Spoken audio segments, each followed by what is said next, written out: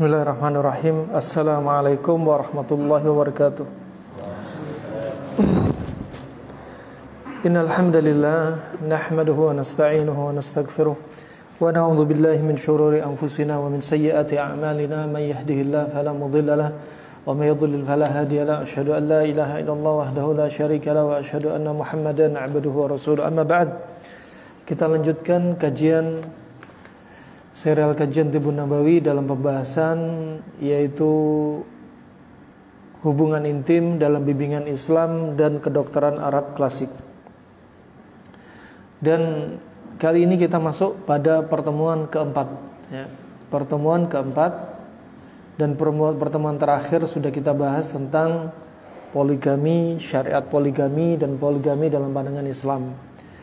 Kemudian kita melanjutkan pembahasan Ibnu Qayyim rahimahullah, wa qala ba'du salaf yang bagi lirajuli ayata'ahda min nafsihi thalathan alla yada'a al-mashi fa in ihtaja ilayhi yawman qadara alayhi wa yang bagi alla yada' al-akl fa inna ma'ahu tadhiq wa yang bagi alla yada' al-jima' fa inna al-bi'r idza lam tunzah dhahaba ma'uha. Kata Ibnu Qayyim rahimahullah, seyognya seorang laki-laki, bagi seorang lelaki untuk senantiasa mengkontinyukan diri mereka dari tiga hal. Yang pertama, hendaknya tidak meninggalkan jalan kaki. Ya, ingat ini ucapan Ibnul Qayyim menukilkan dari sebagian salaf, bukan dari Nabi. Dan berikutnya yaitu hendaknya tidak meninggalkan makan dan minum. Ya. Dan yang ketiga, hendaknya tidak meninggalkan yaitu hubungan intim. Ya, tiga hal ini dijaga. Tiga hal ini dijaga. Dan kata Ibnu Qayyim rahimahullah menukilkan dari Muhammad bin Zakaria, "Man tarakal jima'a muddatan tawilah dha'ufat quwwa a'sabuh wa saddat majariha wa taqallasa dzakaruh." Barang siapa yang sengaja meninggalkan jima', hubungan intim dalam waktu yang sangat panjang, maka saraf-saraf dia akan lemah dan saluran-saluran dia akan tersumbat dan zakar dia, yaitu kemaluan dia, alat vital dia akan menyusut. Ya. Nah, ini disebutkan ulama salaf, dibahas tentang hal sedemikian detailnya. Urusan apapun tidak dibiarkan oleh Islam dan penganutnya untuk dibahas. Nah, kemudian wa min manafi'ih. Sekarang masuk manfaat jima'. Manfaat jima' sangat banyak. Di antaranya manfaat jima' adalah ghaddul basar, menundukkan pandangan. Ya, ghaddul basar, menundukkan pandangan itu penting bagi kaum wanita untuk tidak melalaikan tugas pentingnya untuk melayani suami. Ya, sebagaimana kita ulang-ulang bahwasanya tugasnya istri nggak bisa digantikan ART, nggak bisa digantikan tetangga, nggak bisa. Ya, hanya wanita dia yang halal untuk bisa melayaninya. Ini tatkala layanan seorang istri betul-betul memuaskan, maka pandangan sang suami betul-betul bisa dijinakkan. Ya, betul-betul bisa dijinakkan. Sebagaimana ucapan sebagian para ulama salaf, atqakum aqwaman bainakum fil firash. Ya. Yaitu kata mereka, orang yang paling kuat di antara kalian, kaum yang paling kuat di antara kalian adalah orang yang paling bertakwa. Orang yang paling kuat di atas ranjang adalah orang yang paling bertakwa. Ketika melihat maksiat, ketika melihat wanita berpakaian tapi telanjang, dia memalingkan pandangannya. Ya. Ketika melihat dunia maya di zaman kita, melihat iklan-iklan yang tidak kita harapkan, dia cepat memalingkan yaitu layarnya untuk menggerakkan jari jemarinya untuk dijauhkan dari pandangan tersebut. Nah, maka orang-orang yang seperti ini adalah orang yang paling kuat di ranjang. Ya, kenapa? Karena dia hanya melihat yang halal, yaitu istrinya. Ya, tetapi jika pandangan yang halal diracuni oleh pandangan yang haram, maka yang halal kelezatannya akan berkurang. Kenapa? Karena racun penglihatan haram. Nah, oleh karena itu rahimana rahimakumullah, pertama perlu dinasihatkan kepada si istri agar maksimal melayani suami. Kemudian si suami juga demikian, agar senantiasa juga menundukkan pandangannya. Kemudian manfaat yang kedua, wa kaffun nafs. Ya, manfaat kedua adalah kaffun nafs, menjaga diri dari apa? Dari perbuatan zina. Baik zina mata atau zina hakikatnya zina kemaluan. Ya, ataupun zina kemaluan. Berapa banyak kaum muslimin, kaum muslimat terjatuh zina karena apa? Urusan ranjang suami istri ini terlalaikan. Urusan ranjang suami istri terlalaikan sehingga mereka terjatuh zina. Ya. Dan ghaddul basar, kafun nafs, ini adalah manfaat yang paling besar yang dirasakan tatkala orang bisa menjaga rutinitas hubungan intim. Ya, rutinitas hubungan intim. Ulama pun membahas, ya, dari Ibnu Mas'ud radhiyallahu an, sebagaimana Nabi SAW mewasiatkan, ya ma'syara syabab, man istata'a minkumul ba'a falyatazawwaj, fa innahu aghaddu lil basar wa ahsanu lil farj, wa man lam yastati' fa alayhi bisawm fa innahu lahu wija. Ya, dua manfaat ini, yaitu menundukkan pandangan dan menjaga jiwa. Sebenarnya manfaat ini diambil dari hadis Nabi SAW. Dari manfaat apa? Manfaat hubungan intim. Ya, Nabi bersabda dalam hadis Ibnu Mas'ud riwayat Bukhari dan Muslim ini, wahai kaum pemuda, ya, barang siapa di antara kalian sudah mempunyai ba'ah yaitu kekuatan untuk mendatangi lawannya, kekuatan untuk berjima, ya, juga termasuk kemampuan untuk menikah, ya, falyatazawwaj, ya, maka Nabi SAW menganjurkan untuk apa? Untuk menikah. Untuk menikah. Karena menikah itu aghaddu lil basar, lebih menundukkan pandangan, wa ahsanu lil farj, lebih menjaga kemaluan, wa man lam yastati', barang siapa enggak mampu menikah, fa alaihi bisawm. Enggak mampu di sini artinya apa? Mungkin enggak mampu dari sisi uang, harta, ya, materi, dia nggak mampu, atau mungkin nggak mampu dalam sisi fisik juga bisa, ya, mungkin dia sedang mengalami sakit, ya, sehingga dia nggak mampu, ya, fa inna lahu wija, karena puasa itu sebagai tameng, puasa sebagai tameng. Di sini disebutkan antara mata dan kemaluan itu punya kaitan yang sangat erat. Ibnu Qayyim membahas panjang lebar, mata dengan kemaluan itu sangat erat kaitannya, ya.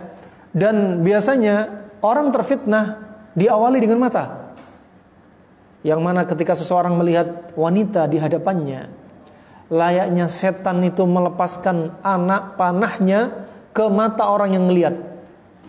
Kemudian anak panah ini akan masuk ke dalam hati, yang hati itu artinya jantung.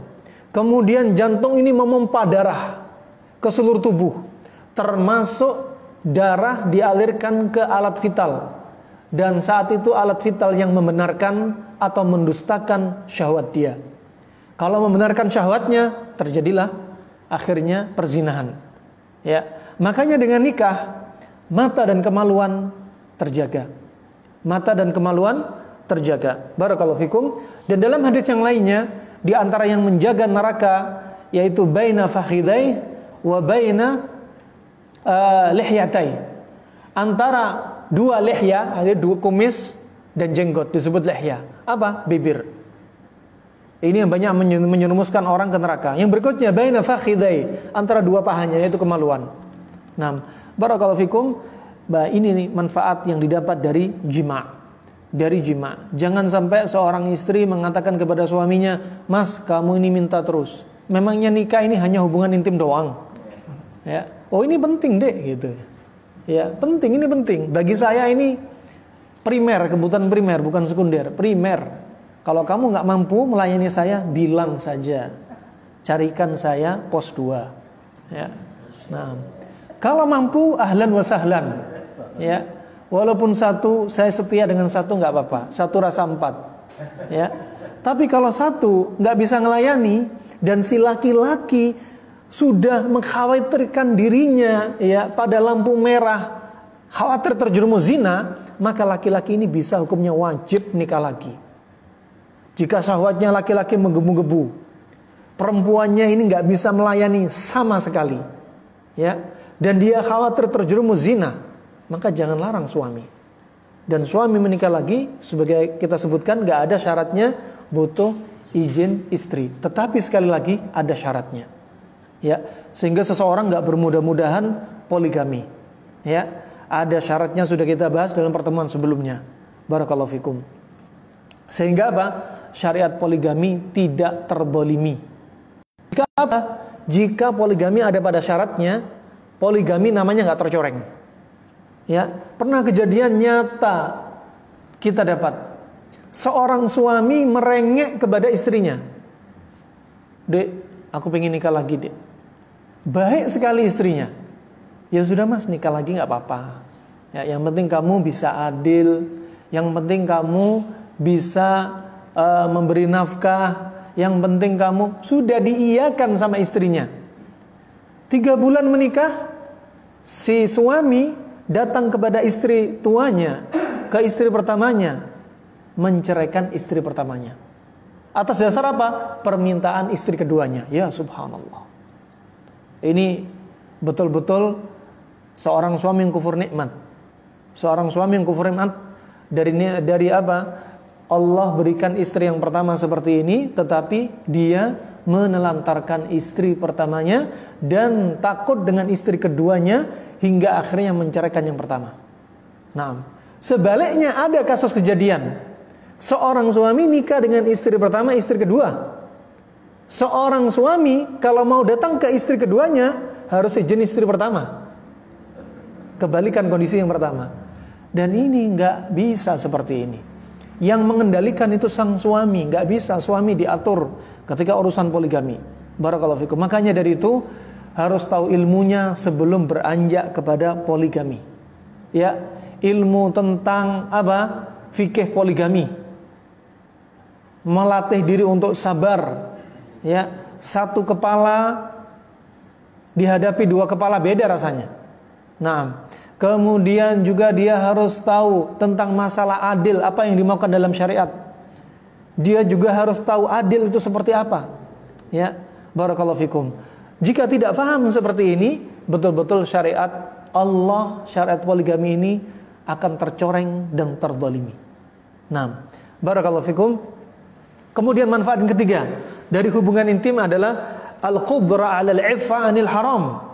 Kemampuan dia untuk menjaga dari perkara yang haram semakin naik, semakin meningkat. Ya, semakin layanan itu kuat dari istri, maka ketaatan suami semakin juga meningkat.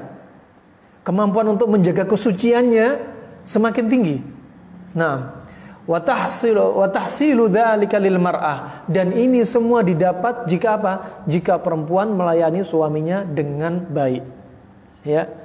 Nah, barakallahu fikum. Fa huwa yanfa'u nafsahu fid dunya wal akhirah wa ukhra. Ini bermanfaat untuk apa bagi suami? Bermanfaat untuk dunianya suami dan akhiratnya suami. Dalam perkara dunia, kalau suami dilayani dengan baik, gaya hidup suami Masya Allah semakin semangat, melangkah kenceng. Coba gak dilayani, jalan loyo letoy, ya, gairah hidup gak ada, tengkar terus, masuk rumah seperti jahanam, tengkar terus, ya. Jangankan minta hubungan intim, baru datang suruh ngepel rumah. Nah, kamu ini keluar terus, ini anak-anak ini dimandiin, anak-anak ini nih ngepel rumah, ya Rob. Nah, nggak dilayani, malah dikasih tugas terus. Barakallahu fikum. Ini dunianya, lihat, kalau suami dipuasin, dunianya dia semangat, kerja semangat, pulang-pulang bawa ke istrinya bingkaian bunga. Nah, ke istrinya tiba-tiba, ya istriku, hari ini aku transfer sedikit, ya 500.000. Nah, Masya Allah, mesra, nggak usah diutus, nggak usah dibisikin. Niscaya apa? Kalau istri baik, suami akan baik. Nah, demikian baiki suami. Tatkala si istri mengucapkan ucapan yang kotor, ucapan keras atau perilaku keras kepada suaminya, lihat, efek ini akan dirasakan kepada suami, bahkan suami dunia dan akhiratnya akan mengaruh. Salatnya tidak khusyuk, dunianya malas kerja, jangankan bawa bingkaian bunga, jangankan transfer untuk istri, males, ya, apalagi belikan pakaian untuk istri, males. Barakallahu fikum. Dan ini terjadi. Dan akhiratnya juga demikian. Ya. Sebagaimana kita sebutkan, ada seorang ulama tatkala si istrinya ini ingin melakukan uji coba kepada suaminya. Istrinya istri soleha. Satu ketika si istrinya sengaja bikin masalah dengan suaminya. Ya, yang suami ini seorang ulama, mengajarkan ilmu kepada murid-muridnya. Kemudian setelah ucapan si istri yang pedas menyakitkan hati dia, si istri melihat bagaimana dampaknya kepada suami. Ngajar kajian menyampaikan hadis betul-betul kacau. Pandangannya kosong, gak punya gairah, subhanallah. Coba. Nah, makanya perlu berjalan bareng. Juga ulama salaf juga menyebutkan, hati-hati perbuatan maksiat kita. Perbuatan maksiat kita memberikan dampak ke dalam keluarga kita. Tatkala kita suka mencela, tatkala kita suka ghibah kepada seseorang, tatkala kita berbuat zalim, ternyata efek maksiat kita berimbas kepada apa? Akhlaknya si istri tiba-tiba berubah. Gara-gara siapa? Gara-gara kita. Ya. Maka rusaknya rumah tangga, jangan jadikan kambing hitamnya itu pasangan hidup kita. Kita sendiri jadikan kambing hitam juga. Mungkin karena dosa kita, pasangan kita berubah. Barakallahu fikum. Kemudian rahimana rahimakumullah, wa yanfa'u al-mar'a walidzalika kana sallallahu alaihi wasallam yata'ahaduhu wa yuhibbuh. Oleh karena itu Nabi sallallahu alaihi wasallam sering melakukan rutinitas. Ya. Dan Nabi mencintai mencintai aktivitas satu ini. Ya, mencintai aktivitas yang satu ini. Apa itu? Kata Nabi sallallahu alaihi wasallam, "Hubbiba ilayya min dunyakum an-nisa'u wat-thib." Ya, sebagaimana dalam riwayat An-Nasa'i, Imam Ahmad dan yang selainnya, yang artinya hadisnya ini kata Rasulullah yang menjadikan kesenangan atasku dari dunia kalian ini yaitu wanita dan wewangian. Ya, wanita dan wewangian. Nggak bisa dipungkiri dan itu fitrah. Nabi suka wanita dan wewangian. Ya, wewangian, kenapa kita nggak nyebut minyak wangi? Karena wewangian banyak. Ada yang bentuknya bukhur, bikin wangi di ruangan. Ya, ada yang bentuknya minyak. Ya, atau ada yang bentuknya selain daripada dua hal ini. Ya, makanya sangat heran kalau ada seorang wanita nggak suka minyak wangi. Ya, hubungan intim senangnya bau keringatnya suami. Ya. Nah, rahimani wa rahimakumullah, ini fitrah. Bahkan disebutkan Ibnu Qayyim, jin, ruhul khabith, roh yang jelek itu nggak suka dengan wangian. Ya, sukanya dengan apa? Bau-bau yang nggak enak. Ya, makanya bau wangi sangat disenangi Nabi SAW. Dan bau wangi ini bahkan sebagai aroma terapi, membuat jiwa hati lebih rileks. Mencium bau yang sangat wangi, ya, saraf-saraf itu kendor, pikiran-pikiran jadi tenang. Bukan untuk bikin konsentrasi, untuk memunculkan ide, untuk bikin tenang, bukan dengan rokok dan asapnya. Ya, yang baunya lengket di tangan, lengket di bibir, lengket di pakaian. Nah, demikian rahimakumullah jami'an, ini fitrah. Yang dicintai Nabi, disukai Nabi SAW adalah an-nisa wat-tib, wanita dan aroma wewangian. Nah, dan kalau Nabi menyebutkan wanita, artinya apa? Wanita yang halal. Ya, adapun orang-orang non-muslim, mereka mencela syariat poligami. Lihat itu orang-orang Islam, sukanya nikah lebih dari satu. Lihat itu Nabi kalian, istrinya 9, suka wanita. Loh iya, tapi terang-terangan syariat memang mengajarkan. Lihat mereka sok suci dengan satu istri, sok suci jadi pemimpin tempat ibadah mereka, nggak mau nikah, ternyata apa? Zina. Wanita-wanita mereka ternyata berzina dengan tokoh agama mereka, dan ternyata aborsi di belakang tempat ibadah mereka. Ini kejadian disembunyikan. Ya, kenapa? Karena itu mereka menyelisih fitrah. Ya, bilangnya orang-orang muslim laki-lakinya suka poligami, suka wanita. Mereka yang bilang non muslim, ternyata apa? Ternyata mereka terjatuh dalam perzinahan. Nah, mencela syariat Islam, ternyata mereka terjatuh dalam perzinahan. Akhirnya apa? Pergaulan bebas. Ya, permisi sampai di Prancis. Ya, teman kita yang cerita, zina itu di pinggir jalan. Orang naik mobil, permisi akramakumullah, sudah biasa ngelihat orang zina pinggir jalan. Ya, sudah biasa. Ada seorang mahasiswa kuliah di salah satu fakultas di Jerman, baru 1 semester sudah nggak kerasan pulang. Kenapa pulang? Karena iman kepada Allah Subhanahu Wa Taala. Setiap jam-jam istirahat, anak-anak mahasiswa di lapangan, di taman-taman zina. Subhanallah. Bagaimana Islam coba? Ya, ada salah satu kota di Prancis. Salah satu kota ini disebutkan kalau mau masuk kota tidak boleh dengan satu helai pakaian pun. Sampai wartawannya kalau mau ngeliput, wartanya nggak boleh pakai pakaian. Kebayang kalau wartawannya nggak boleh pakai sambil pegang kamera. Nah, nasallallahu alafiyah. Nah, dan ini ciri-ciri hari kiamat. Tatkala perzinahan di jalan-jalan, terang-terangan. Rahman wa rahimakumullah jami'an. Dan itu sekarang bukan di negeri barat, bukan Prancis, di Indonesia sudah banyak sekarang. Ya, di negeri kita sudah banyak. Bahkan ketika ketangkep ini sedang nyebarkan film porno, tambah seneng, riang gembira. Tambah disebarkan filmnya. Subhanallah. Nas'alullah al-afiyah. Kemudian Ibnu Qayyim rahimahullah berkata, wa fi kitab az-zuhd lil Imam Ahmad fi hadal hadits ziyadatun latifah al-zifatun wa hiya asbiru an ta'am wa syarab wa la asbiru anhunna. Dalam riwayat Imam Ahmad dalam kitab Az-Zuhud disebutkan lafaz hadis, aku sabar ya terhadap makanan dan minuman, tapi aku enggak sabar dengan wanita. Hadis ini ya adalah hadis yang mungkar ya, hadis yang mungkar. Nah, maka tidak bisa dijadikan sandaran dalil karena dalam sanadnya ada Yusuf bin Atiyah As-Saffar wa huwa matruk ya, dia ditinggalkan, enggak diterima hadis dia. Wa hatha an tazwij ummatah. Berikutnya Nabi sallallahu alaihi wasallam menganjurkan kepada umatnya untuk menikah. Menganjurkan kepada umatnya untuk menikah. Nabi bersabda, "Tazawwaju fa inni mukathirun bikumul umam." Kata Nabi, menikahlah kalian karena aku merasa bangga dengan kalian atas umatku yang sangat banyak. Ya. Nah, tazawwaju, menikah. Tazawwaju di sini perintah untuk menikah, bisa menikah 1, 2, 3, 4 bisa. Nah, karena apa? Nabi SAW mencintai umatnya yang banyak. Nabi berbangga.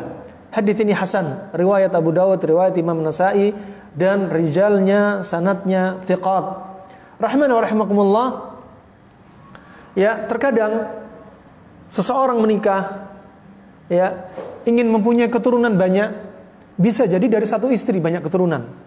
Ada sebagian saudara kita atau sebagian ustadz-ustadz kita yang sebelumnya mendahului kita, ya, mereka menikah, satu ustadz ini punya satu istri, dari satu istri ini anaknya 12 anak. Nikah lagi berapa? Istri yang kedua. Dari istri kedua 13 anak. Berarti sudah berapa? 2 istri 25 anak. Ya, adapun Anas bin Malik disebutkan 120 anak dan cucu. Kenapa? Karena minta doa kepada melalui Nabi SAW untuk didoakan kepada Allah Subhanahu Wa Taala untuk diberikan harta yang banyak dan diberikan anak dan dikabulkan oleh Allah Subhanahu Wa Taala. Nah, kira-kira antum 25 anak aja hafal nggak nama anak antum? Nah, rahman wa rahimakumullah, demikian. Ada yang mereka artinya bisa punya anak dari satu istri yang banyak, ya, atau bisa dari beberapa istri, anaknya banyak.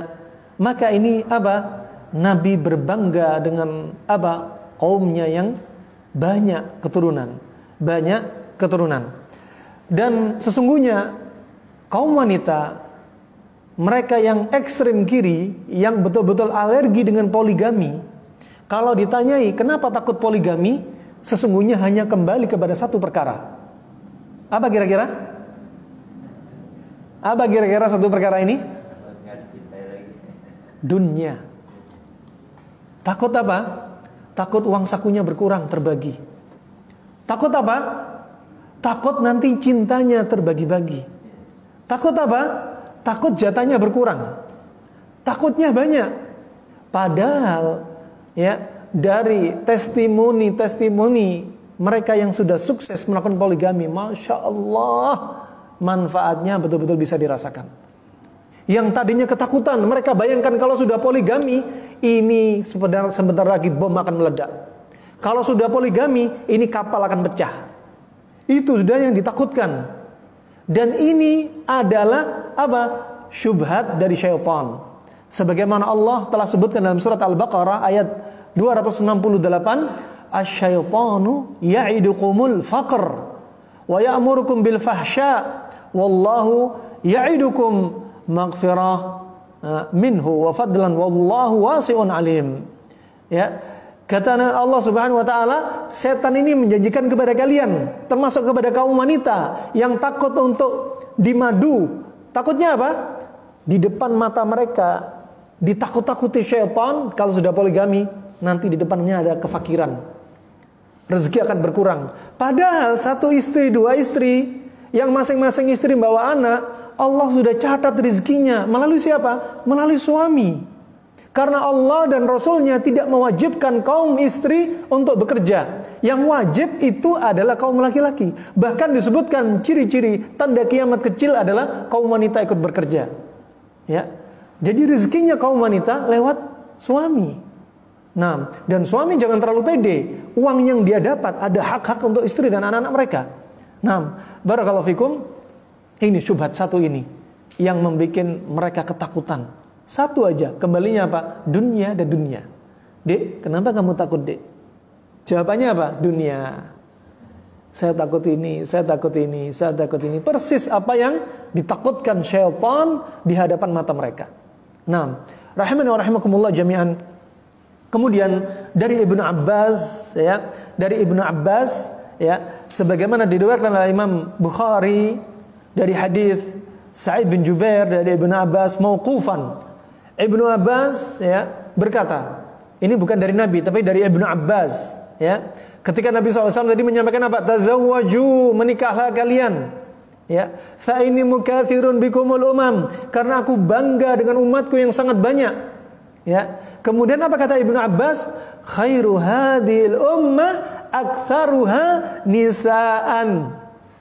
Sebaik-baik umat ini adalah yang perempuannya banyak, istrinya banyak.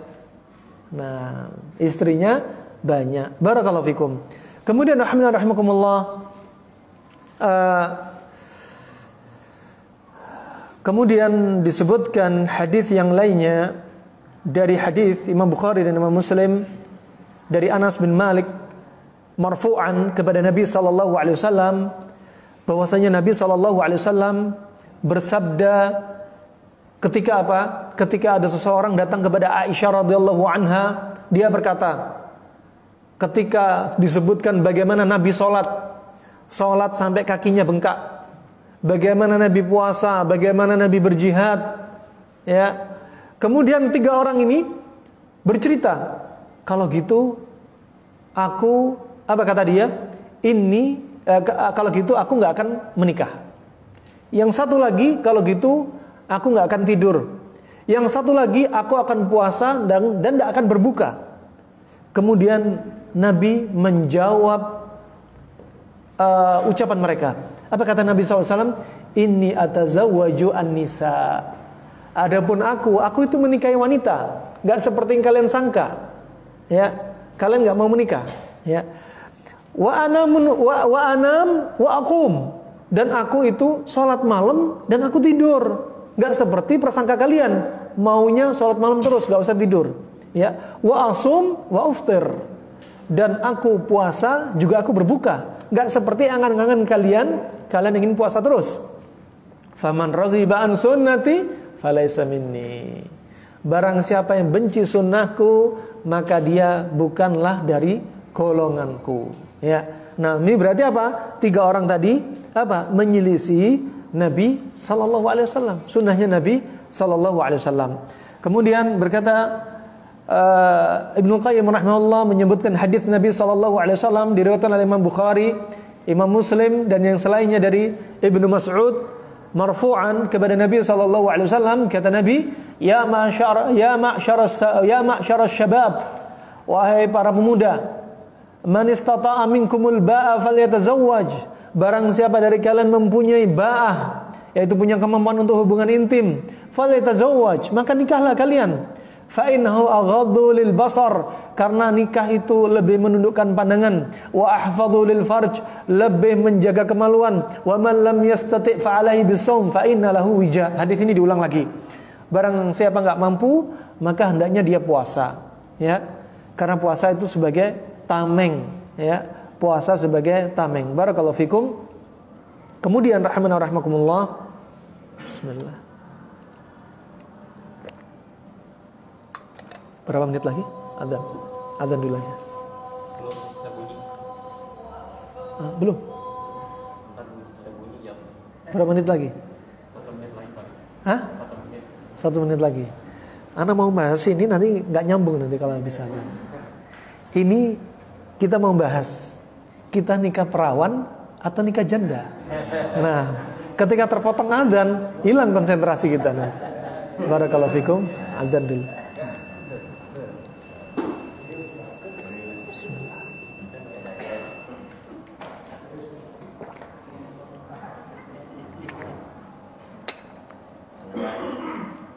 Pak Danu mana? Ada Pak Danu? Pak Danu ada? Masya Allah.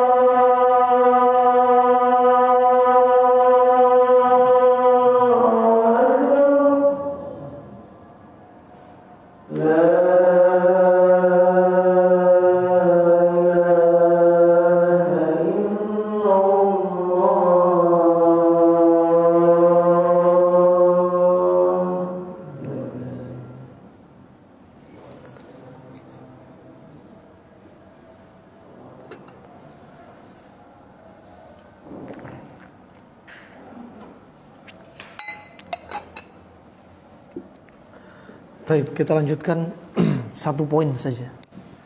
Janda atau perawan. Nah, ketika menikah. Dan ini bukan perkara aib untuk disampaikan, ya. Karena Nabi SAW juga menyebutkan masing-masing keutamaannya. Dan hukum asalnya seseorang itu menikahi perawan. Ya. Menikahi perawan itu yang paling baik. Yang paling baik. Tetapi ada beberapa hal yang keluar dari asalnya. Misalkan ada seorang lelaki yang dia perjaka, dari awal dia memang ingin menikahi janda. Harapannya apa? Ingin wanita yang sudah dewasa. Ya. Nah, ingin wanita yang sudah dewasa. Nah, itu harapan, keinginan individu, ya. Maka kembali kepada individu masing-masing. Adapun asalnya, ya, sebagaimana Nabi SAW ketika mendapati Jabir bin Abdullah yang dia proses nikah, ya, dengan seorang wanita. Kemudian Jabir berkata, ya, Rasulullah bertanya kepada Jabir, ya, hala bikran, Rasulullah bertanya kepada Jabir apa? Kamu ini sedang proses nikah dengan perawan atau dengan janda? Nah, kemudian kata Rasulullah SAW berkata kepada Jabir, hala bikran tula'ibuha wa tula'ibuka. Ya, bukankah menikah dengan perawan itu kan lebih enak? Kalau kamu menikahi perawan, kamu bisa main-main dengan wanita tersebut. Karena apa? Masih muda belia, ya, dan perawan, ya. Lain kalau perawan agak tua, ya. Kemudian watulaibuka, dan dia juga bisa bermain-main denganmu. Ya, kamu bisa bermain-main dengan dia, dia bisa bermain-main dengan kamu.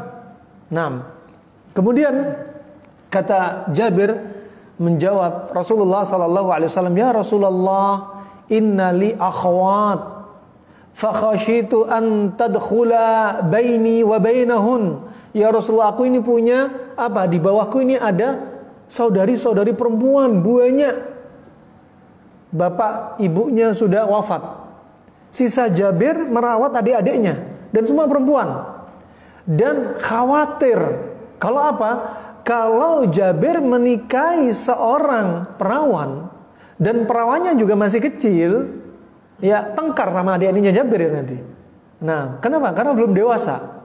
Khawatir ada masalah antara istrinya Jabir dengan adik-adiknya.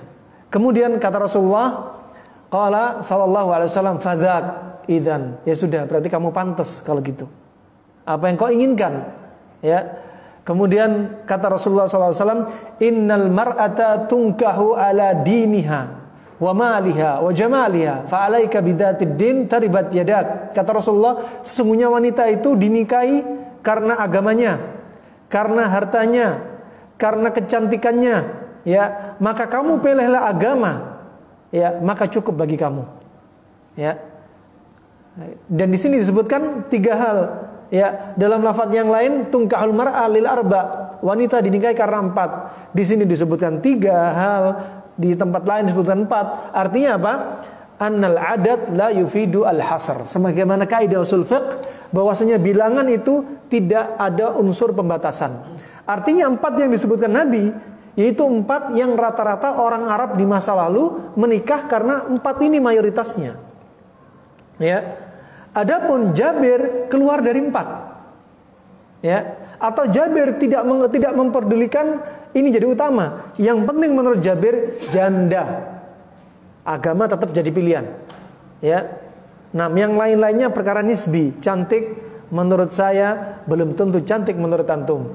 Cantik menurut antum sebaliknya belum tentu cantik menurut saya, kecuali cantiknya bittifaq, secara ittifaq.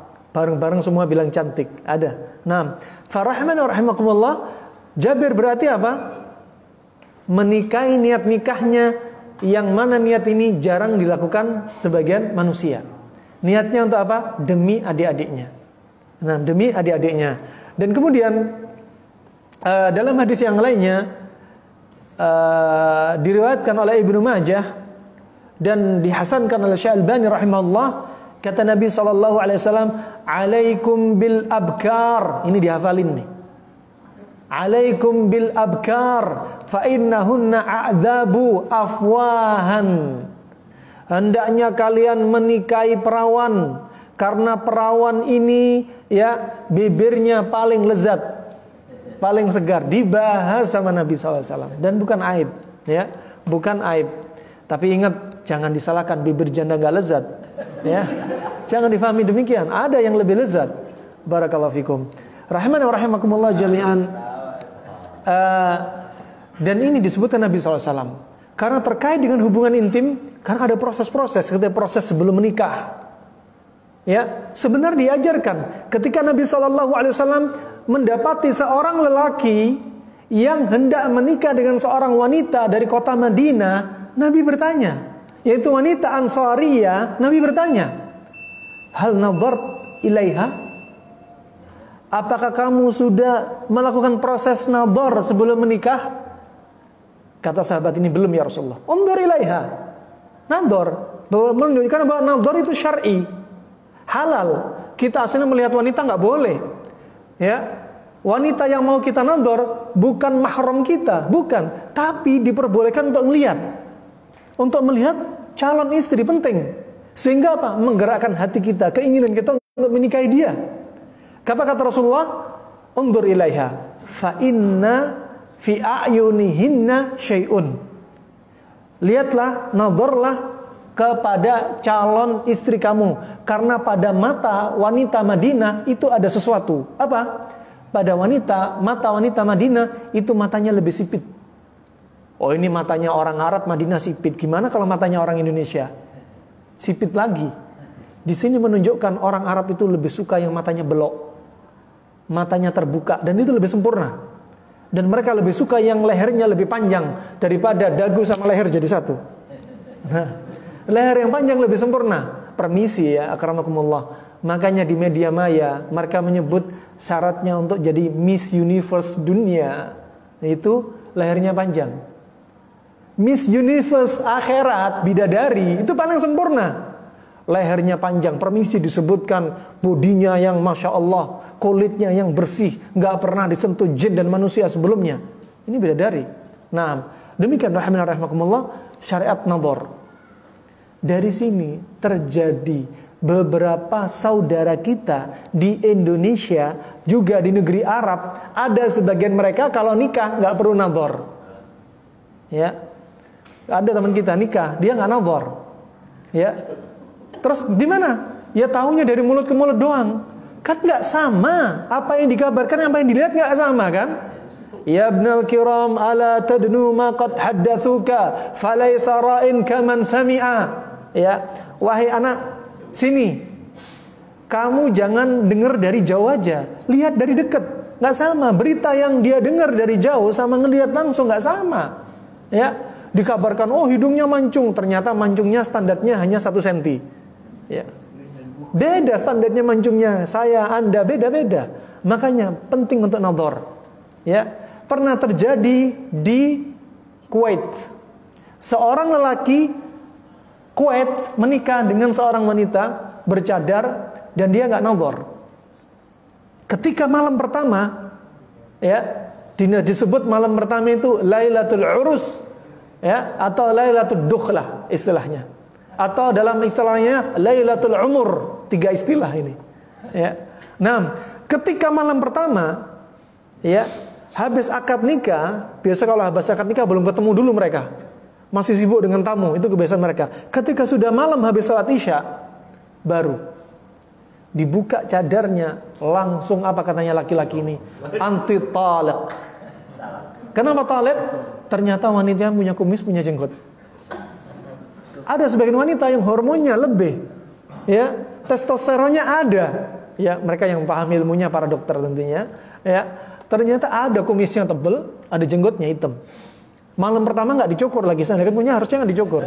Nah, dan terjadi saudara kita juga di Hadramaut, cerita langsung kejadian nyata, ya, sama, nggak nadhar, ketika malam pertama lihat istrinya langsung anti talik katanya. Nah, kenapa? Makanya penting. Nabi mengajarkan untuk apa? Biar semua ini lancar semua. Ya. Nah, ini dibimbing oleh Nabi SAW. Coba, begitu detailnya. Coba, Islam bagaimana mengajarkan. Kemudian rahimakumullah, juga tadi kan asalnya kalau mencari pasangan, cari apa? Yang perawan. Tapi tergantung niat, ya, ya, tergantung niat. Jika dia punya niat lain, dia pengen perempuan yang lebih dewasa, silakan. Mau istri pertama, istri kedua, bukan perawan, semua janda semua, silakan. Dan bukan tercela, bahkan punya keutamaan, ya, menikahi janda, apalagi janda dengan anak.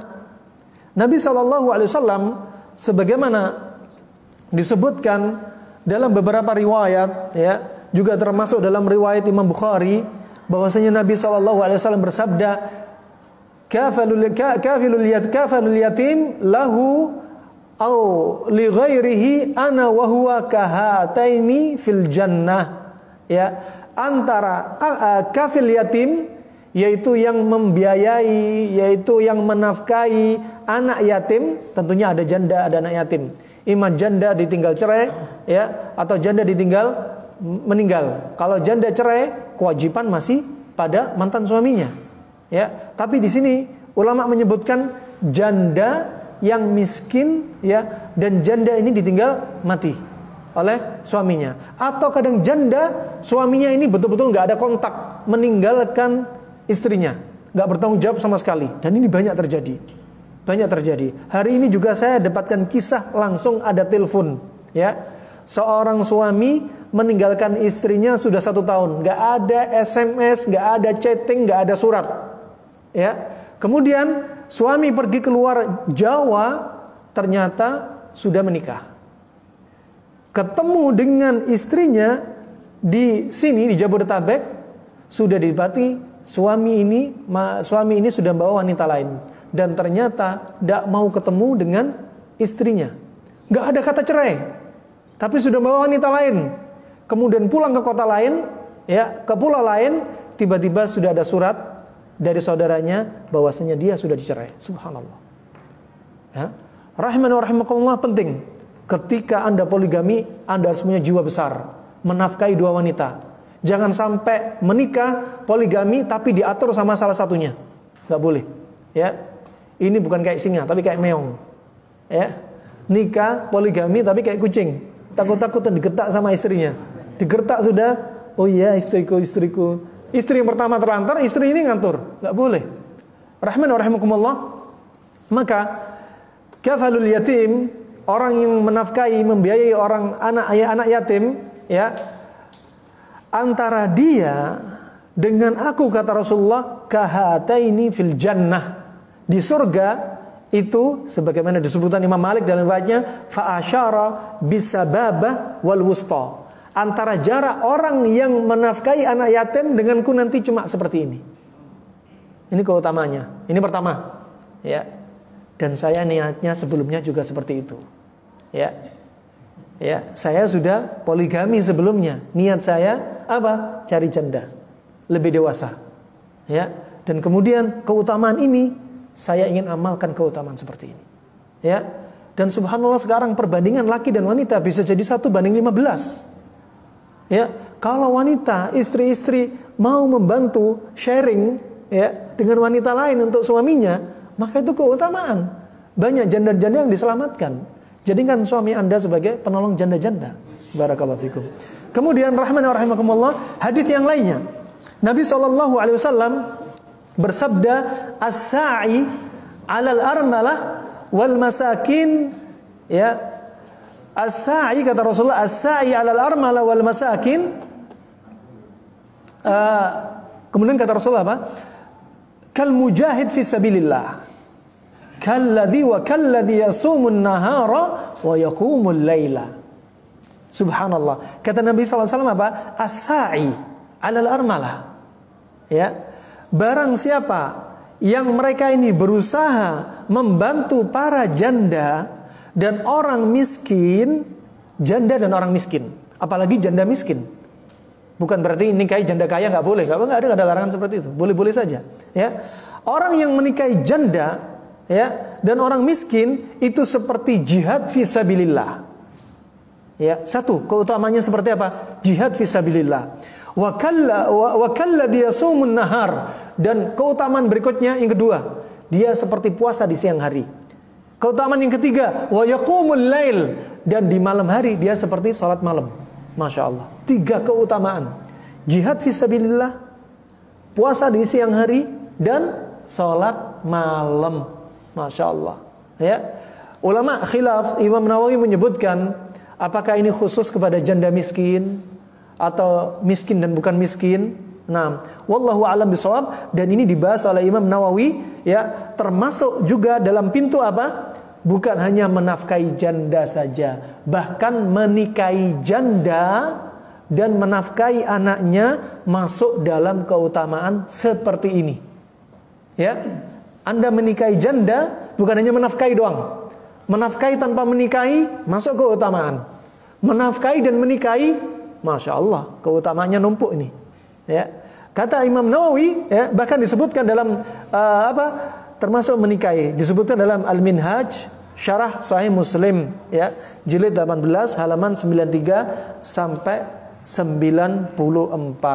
Insya Allah cukup sampai di sini pembahasan part yang kelima.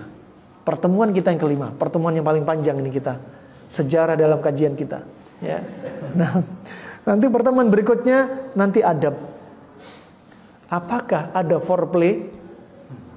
Disebutkan. Kemudian bagaimana mendatangi istri? Ya, ada adabnya. Ketika baru menikah, ya, dipegang kepalanya, nasihahnya, kepala bagian depan, didoakan keberkahan. Salat 2 rakaat, gak gerusa-gerusu, ada tekniknya, pelan-pelan. Karena wanita itu orang asing bagi kita, dan wanita itu juga menganggap kita adalah orang asing. Jadi apa? Ada step-stepnya. Bagaimana kita mendekati secara psikisnya. Islam mengajarkan.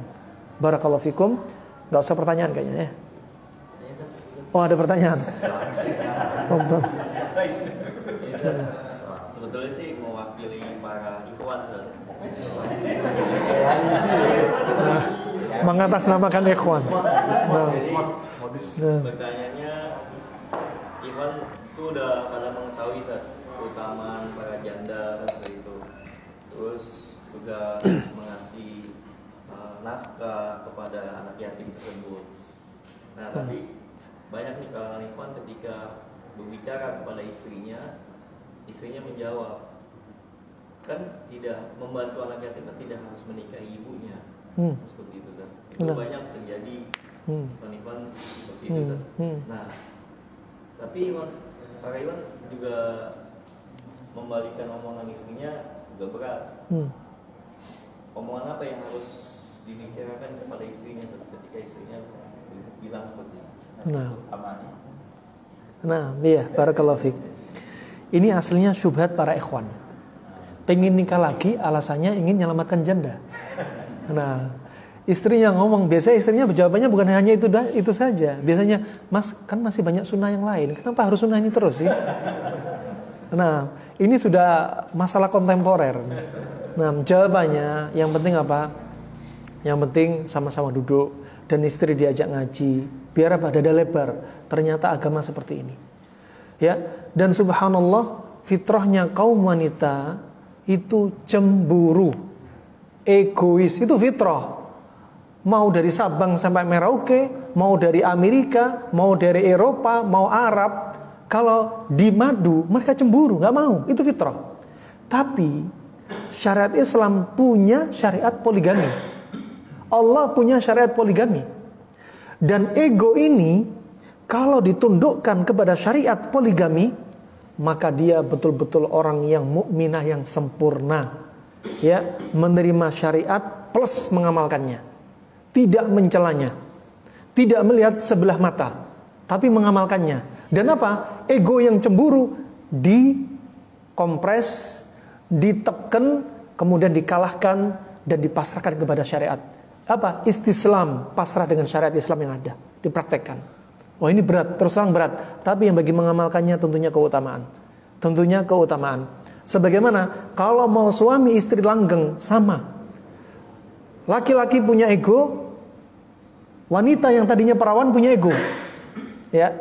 Ketika sudah menikah, akad nikah, egonya si tadinya perawan, kalau sudah stempelnya jadi statusnya istri, egonya dia harus ditundukkan di bawah egonya suami selama ego suami tidak menyelisih syariat.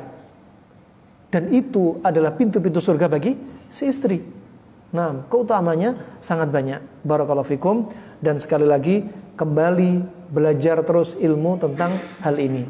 Ya, tetap menimbang antara mafsadah dan maslahat, kebaikan dan keburukan. Ya, paling enak semuanya berdada lebar dan ngaji bareng, terus dikupas masalah ini. Itu penting, ya, dikupas. Nah, dan para ustadz juga tidak jarang-jarang untuk mengupas hal ini. Sehingga apa? Biar syariat poligami tidak terdolimi. Tidak terdolimi, ya. Imma didolimi oleh suami, imma didolimi oleh kaum istri. Insya Allah itu saja, ya. Barakallahu fikum. Naam, jazakumullah khair. Alafu minkum jika ada yang salah dari ucapan saya, jika ada benarnya dari Allah semata. Dan kita tutup dengan doa kafaratul majelis. Kenapa? Kita khawatir apa kita sampaikan ada dosa di antara kita. Nah, antara kita dengan Allah Subhanahu wa taala. Wabillahi taufiq wal hidayah. Subhanakallahumma wa bihamdika asyhadu an la ilaha illa anta astaghfiruka wa atubu ilaik. Wassalamu alaikum warahmatullahi wabarakatuh.